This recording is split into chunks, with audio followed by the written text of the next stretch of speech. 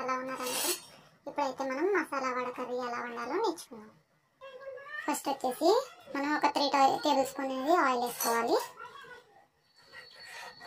Oil heat ఎక్కిన వెంటనే కరివేపాకు, పచ్చిమిర్చి, ఆనియన్స్ వేసి బాగా వేయించుకోవాలి. ఉల్లిపాయలు ఇలా గోల్డెన్ కలర్ వచ్చేంత వరకు వేసుకున్న తర్వాత 2 టేబుల్ స్పూన్లు అల్లం వెల్లుల్లి పేస్ట్ వేసుకోవాలి. దీన్ని పచ్చివాసన పోయేంత వరకు వేయించుకోవాలి. ఇది ఇలా ఒక 2 మినిట్స్ వేగిన తర్వాత జీలకర్ర, ధనియాల పొడి వేసుకోవాలి. ఇవి రెండు కూడా వేసుకుని బాగా వేసుకోవాలి. ఇది ఇలా దగ్గరికి వేగిన తర్వాత 1/2 టీ స్పూన్ పసుపు, టేబుల్ స్పూన్ కారం వేసుకుని బాగా వేసుకోవాలి. ఇందులోనే రుచికి సరిపడినంత సాల్ట్ కూడా వేసుకుని ఇది బాగా వేయించుకోవాలి.